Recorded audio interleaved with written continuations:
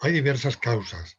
No se confía porque la gran parte de los abogados desconocen este método.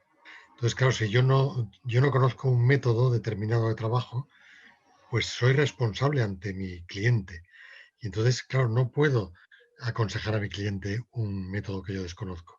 Luego también hasta ahora, no ha habido unos protocolos claros respecto al papel del abogado en el proceso de mediación. Ahora empieza ya a verlos. Vamos a tener la ley de eficiencia procesal que nos ayuda a estas materias.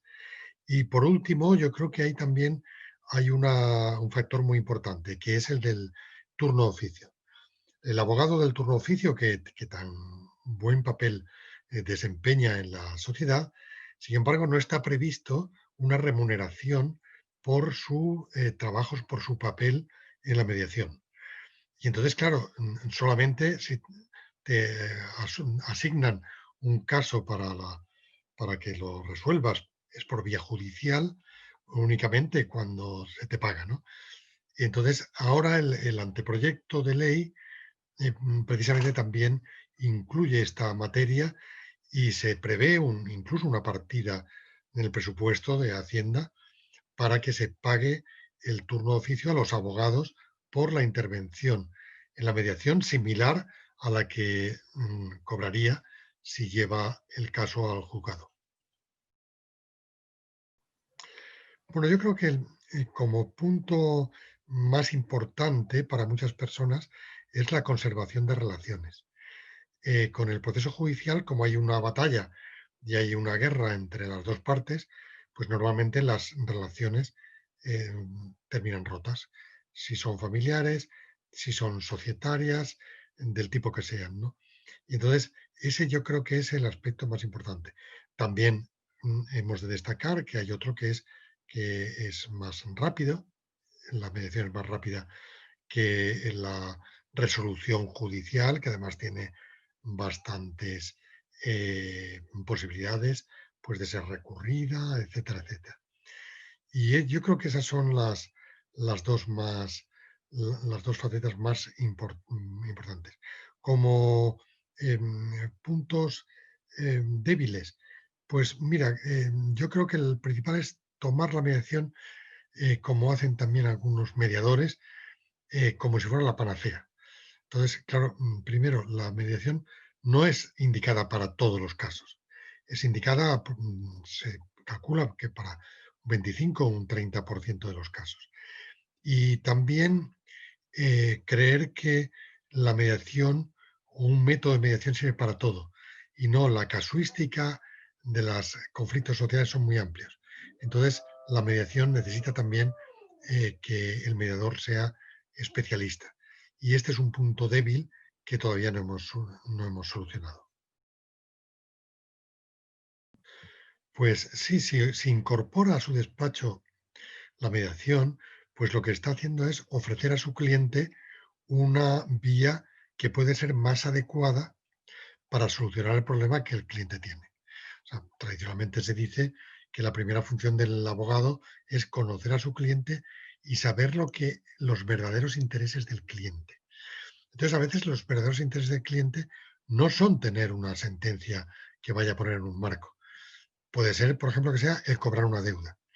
Pero el cobrar una deuda es muy probable que se pueda cobrar antes con una mediación, aunque tengas que hacer una quita, que meter al contrario en un concurso para que tu cliente no cobre nada. Entonces tendrás el reconocimiento de una deuda judicial, pero no servirá para nada. Entonces, ahí hay, dentro de la carta de servicios que puede un abogado eh, ofrecer a sus clientes, pues está el trabajamos también con la mediación, no solamente con el proceso judicial, sino también con la negociación y con la mediación. Entonces esto enriquece mucho más a un juzgado, a un despacho. Y para los abogados jóvenes, pues como los grandes abogados saben mucho derecho, saben mucho de pleitos, etcétera, pero no tienen las habilidades porque nunca las han estudiado, de la mediación, pues pasa lo mismo, ¿no? Que pueden aportar, estos abogados jóvenes, si se forman en mediación, pueden aportar el trabajar en mediación. Y luego hay otro apartado, claro. Si un abogado además se forma en mediación, puede ser mediador, puede ejercer de mediador. Y esta es otra ventaja. Bueno, yo con la mediación recuerdo haber derivado casos a mediación que luego me los han agradecido tremendamente, ¿no? Porque claro, el proceso judicial destruye relaciones. Y por ejemplo, en el ámbito de las pequeñas empresas, que generalmente se han constituido por familiares o con amigos, con tres amigos que han puesto una empresa, pero hay un momento determinado en la vida de las personas que hay roces por cosas personales, por envidias, por desenfoques en la forma de entender, por divorcios, por tal.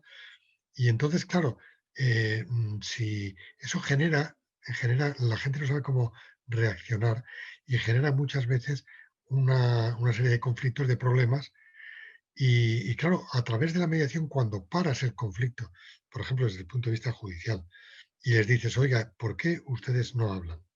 ¿Por qué no hablan? Porque aquí hay posibilidades de llegar a entendimientos. En la empresa, por supuesto, si ustedes los llevan bien, pues a lo mejor es preferible que la empresa se la quede uno y el otro lo indemnicen, pero eso háganlo a través de un acuerdo. No vengan aquí con un pleito diciendo barbaridades el uno y el otro, porque van a terminar con la empresa cerrada y teniendo que empezar de cero cada uno de ustedes. ¿No? Y pueden colaborar, porque claro, las empresas pueden ser también, eh, uno de ellos puede dedicarse a una materia y el otro a otra, ¿no? Porque lo que no pueden es verse, pero sí pueden colaborar desde el punto de vista empresarial. Y en eso he tenido satisfacción de personas que me han agradecido que les hubiera derivado a mediación, que les hubiera hecho estas reflexiones que les han ayudado a ir a mediación. Pues yo creo que el gran reto es ahora primero, la mejora en el trámite parlamentario de la ley de eficiencia procesal. Entonces, la abogacía tiene que tomárselo en serio. No basta, como ya he visto, ¿no? en algún compañero abogado, una cerrazón. Es decir, no, esto no interesa y esto lo que hay que hacer es la guerra y que el proyecto de ley decaiga y que no siga adelante. Yo creo que no. Yo creo que eso es una barbaridad. Lo que hay que hacer es intentar mejorarla a través de las enmiendas que ahora hasta, bueno, creo que hay 15 días todavía, ¿no? Para poner enmiendas y luego en el trámite parlamentario, pues como instituciones también ver qué se puede, ver qué se puede mejorar. Y después, pues es un reto importante, como lo fue, por ejemplo, cuando se reformó la ley de enjuiciamiento civil para hacer la grabación de los juicios, ¿no? Entonces, el reto fue la oralidad y fue prepararse para la oralidad. Y la verdad es que hubo muchos problemas y muchos decían esto va a ser, claro, porque se estaba acostumbrado a otra cosa. Si este es un reto, porque la mediación se tiene uno que preparar también para la mediación, el papel del abogado para la mediación. Y es un reto importantísimo.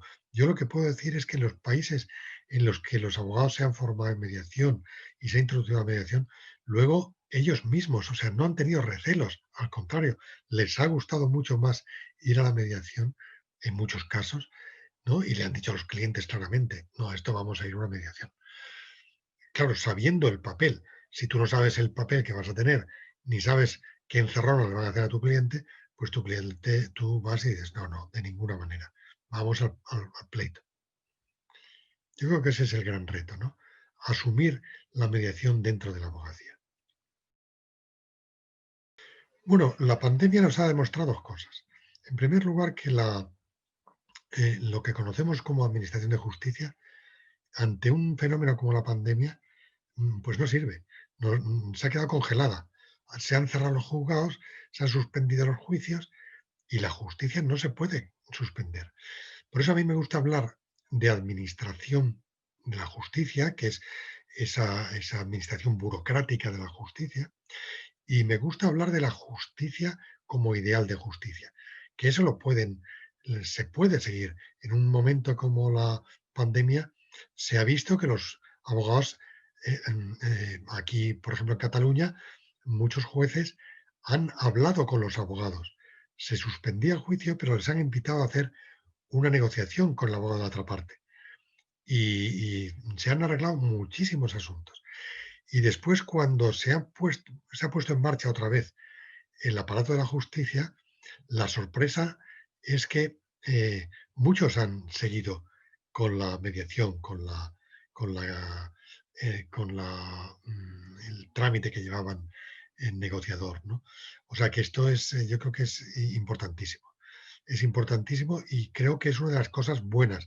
La pandemia nos ha traído cosas malas, pero nos ha traído también el aprendizaje a esto, a no negociar necesariamente perdiendo el tiempo, yendo a despachos, como siempre, ¿no? Al despacho del abogado más antiguo, y entonces que te recibe de punta y además no sabe negociar y lo que dices, pues sí, págame y te doy plazos.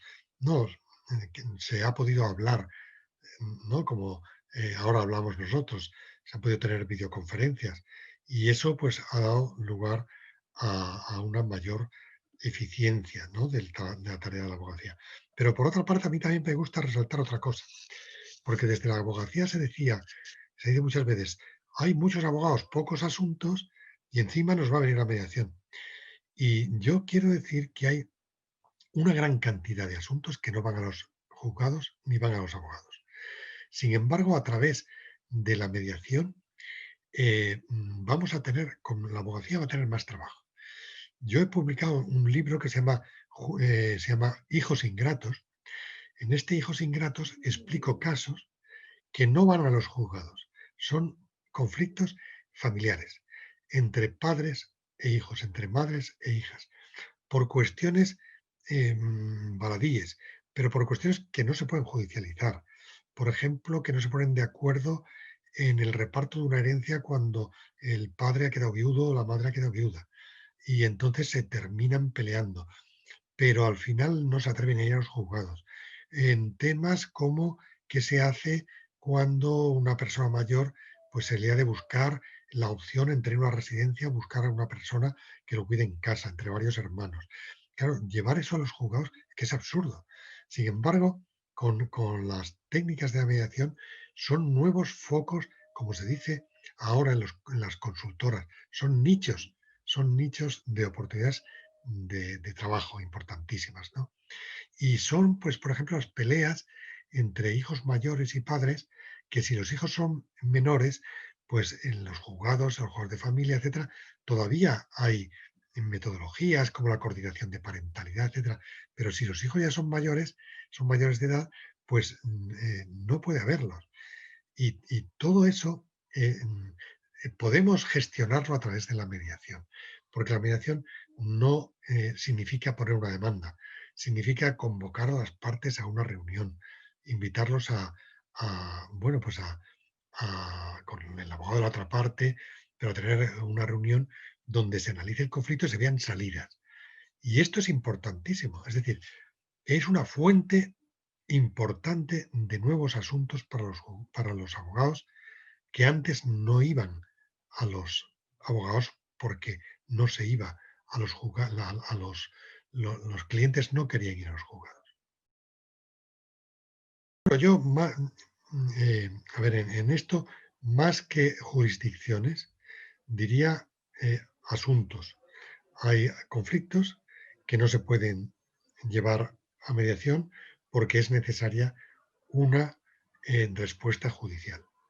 Pero va muy en relación con el tipo de conflicto, primero, y en segundo lugar, con el tipo de persona. Por ejemplo, en penal, nadie diría, no, lo primero que surge es, no, no, en materia penal se ha cometido un delito. Bueno, pero ahí tenemos la justicia restaurativa, que es también otro proyecto de ley que ha presentado este gobierno. La justicia restaurativa es que en la justicia tradicional la víctima es un convidado de piedra, es un testigo. Y a veces a la víctima hay que preguntarle qué es lo que quiere, porque a veces se puede llegar, no sentándolos en plano de igualdad, no olvidando de antemano el delito cometido, no exigiendo al que se reconozcan, no, pero se puede, en muchos casos se puede pedir perdón. Se puede pedir perdón y ese perdón que no se quede solamente en, mire usted, lo he hecho mal y me he equivocado, perdóneme usted. No, se trata de también con la víctima trabajar cómo se consideraría esa víctima resarcida.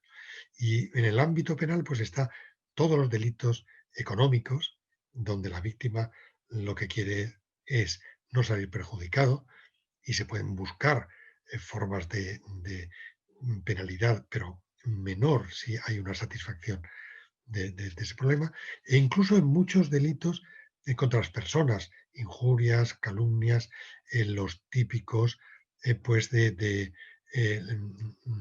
bueno, de delitos menores, incluso contra la integridad de las personas físicas, empujones, delitos menores.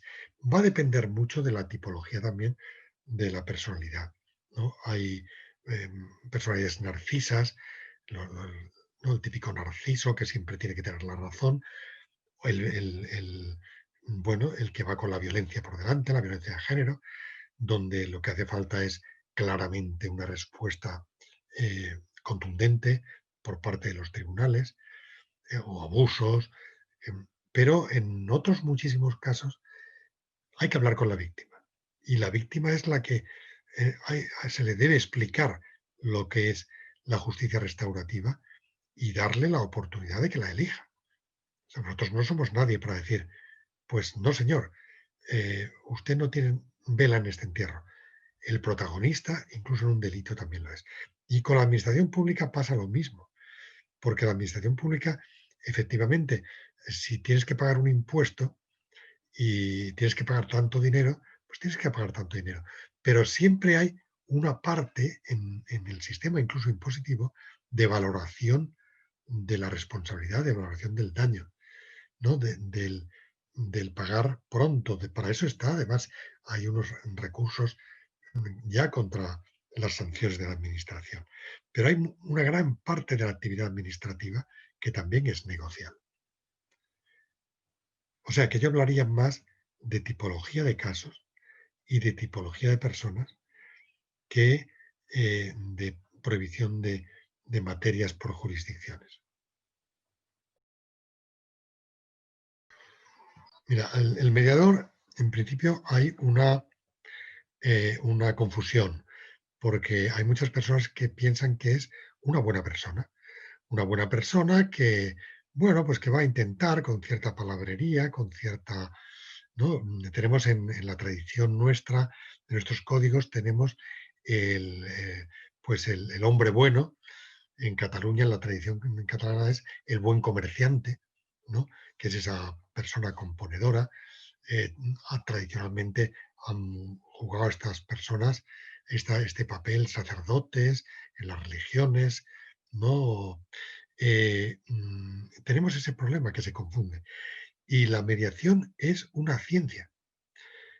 Y el mediador es un profesional que ha adquirido una serie de conocimientos que van desde el análisis, el de saber analizar los conflictos, el de tener habilidades, aprender las habilidades básicas para la comprensión de lo que las personas nos quieren decir, tiene que tener la habilidad para indagar en cada una de las personas sus verdaderos intereses y en saber reformular las posiciones de las partes.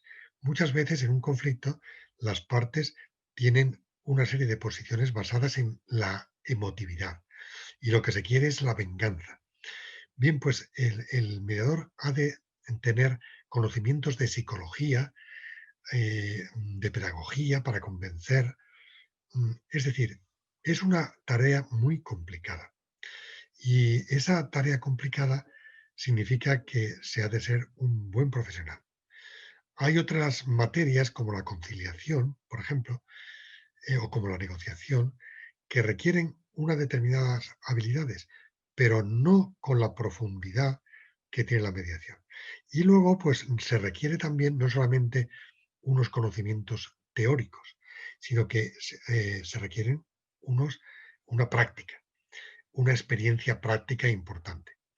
En Estados Unidos eh, la, eh, es más caro en las prácticas que hacen, pero mucho más, quienes quieren ser mediadores que la parte teórica. Y es más caro porque además allí es obligatorio hacer observaciones de mediación. Y los mediadores no solamente cobran de los clientes o de las instituciones en las que trabajan, sino que cobran de los estudiantes, porque un buen mediador tiene unos estudiantes o un estudiante, generalmente se exige que solamente sea uno o como máximo dos, y con esos estudiantes tiene que, eh, van a estar presentes en las mediaciones, en las sesiones de mediación con las partes, pero también van a estar en todo el proceso reflexivo anterior y posterior que el mediador tiene que hacer antes de cada sesión de mediación, después ver la estrategia que va a seguir, después analizar qué es lo que ha pasado, qué es lo que se ha hecho bien, qué es lo que se ha hecho mal. Es decir, son horas de trabajo. Entonces, para hacerse un buen mediador es imprescindible. Este es uno de los grandes retos que tienen los mediadores españoles. ¿Por qué? Porque nosotros no hemos tenido tradición. Lamentablemente tenemos una tradición muy corta en materia de mediación. Se ha hecho un esfuerzo por muchos en hacer formación teórica, pero la formación práctica eh, ha fallado. Ha fallado porque, como no había mediaciones, era la pescadilla que se muerde la cola.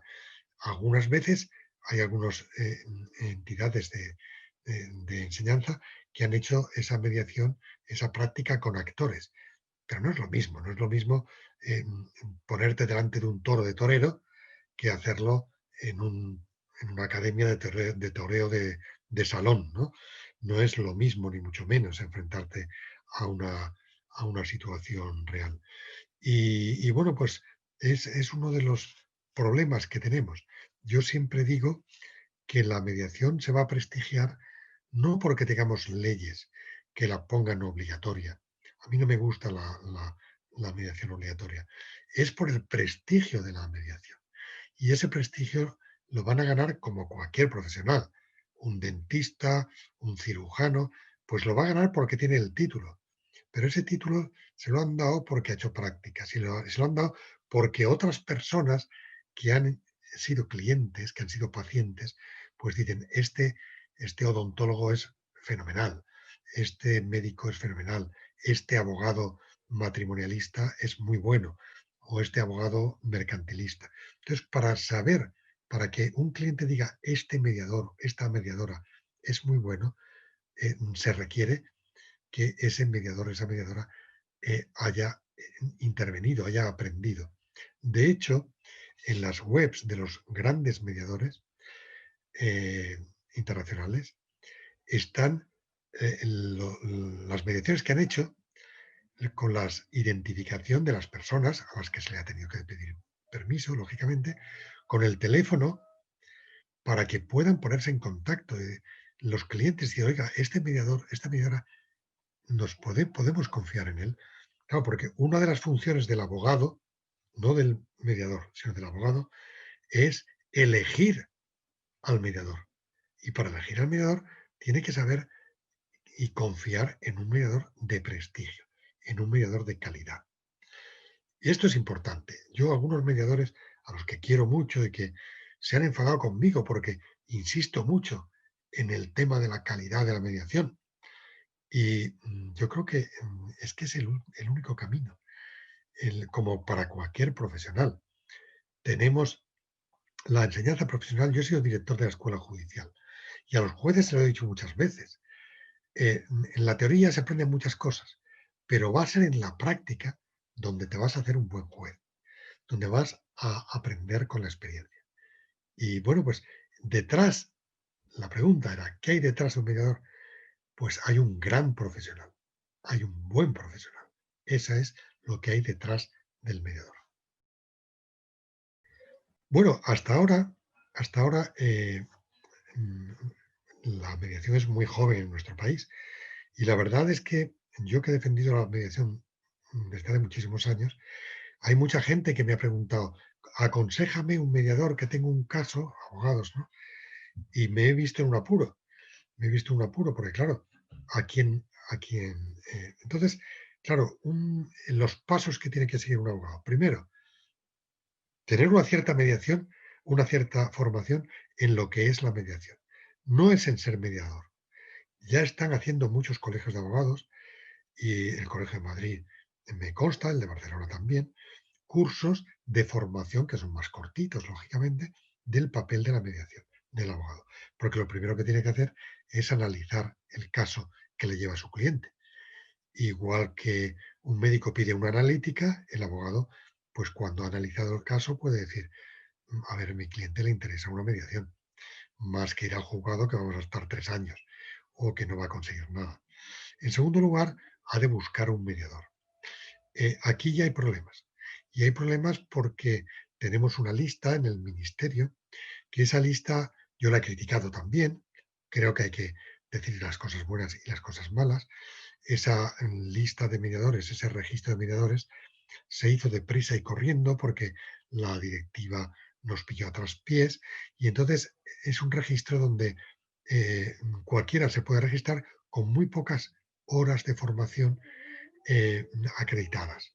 Y entonces, claro, hay muchos mediadores que están inscritos, pero por el hecho de estar inscrito no significa el abogado no va a tener confianza, no va a ir al que esté inscrito. A lo mejor va a buscar a un mediador que no está inscrito, pero que sabe porque le han aconsejado otros compañeros o porque él mismo ha tenido otros casos que este mediador es un buen mediador.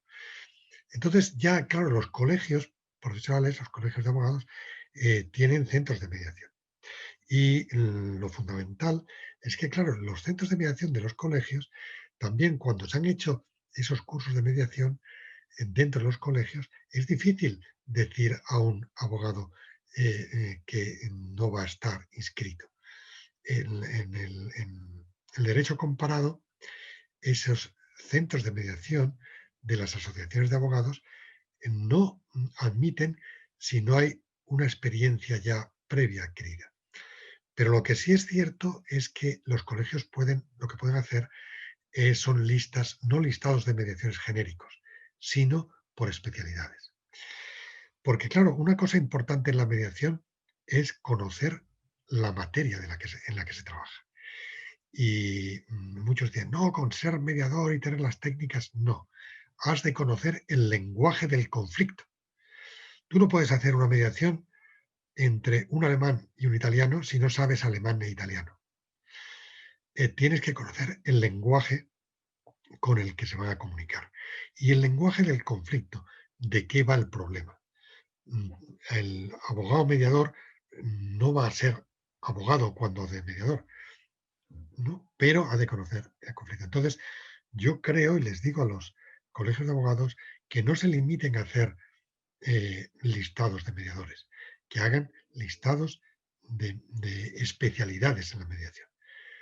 Y bien, sí, entonces con estas especialidades, pues los abogados van a poder ir a un abogado o a un mediador, que puede ser un abogado o puede ser un psicólogo en materia de familias si la problemática está en las relaciones con los hijos o en la ejecución de sentencia o en los temas de coordinación de parentalidad porque los niños no quieren ir con el padre o no, porque ha habido disfunciones de ese tipo. Tienes que buscar a un especialista. Como hay muchos que, por ejemplo, en materias de tipo registral, de tipo donde los notarios en materia impositiva, en materia de transmisiones de bienes, etcétera, pues también los notarios van a poner centros de mediación. No tenemos que llevarnos todos los asuntos en un colegio determinado.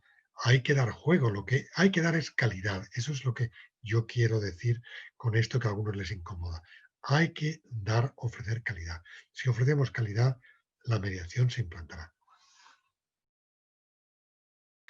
Sí, la mediación en sí, la mediación pura es la que es antes del conflicto, porque en el conflicto ya las partes ya se han dado las bofetadas correspondientes, ¿no? La primera es la demanda, que es el primer golpe, el KO principal, ¿no? Es un golpe directo a la mandíbula, la contestación a la demanda es otra.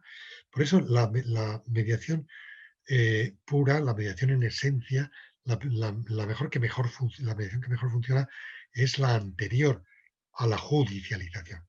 Ahora, una vez judicializado el conflicto, en cualquier momento se puede ir a mediación. Esto es una ventaja respecto al anteproyecto de ley de impulso.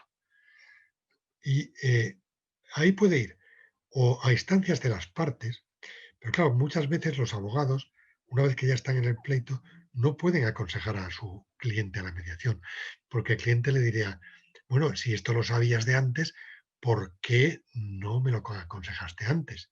Claro, entonces el abogado tiene ese recelo, que va a decir, bueno, si usted no me quiere llevar al asunto, a este hombre, pues es que lo habrán tocado, es que este hombre se me habrá vendido. Entonces, claro, ahí está la derivación judicial. Los jueces sí que somos capaces, o los secretarios judiciales, que ahora se llaman letrados de la Administración de Justicia, o los fiscales, pueden promover este asunto, sería mejor que fuera mediación. Entonces nosotros llamamos a los abogados y les decimos, vayan a mediación.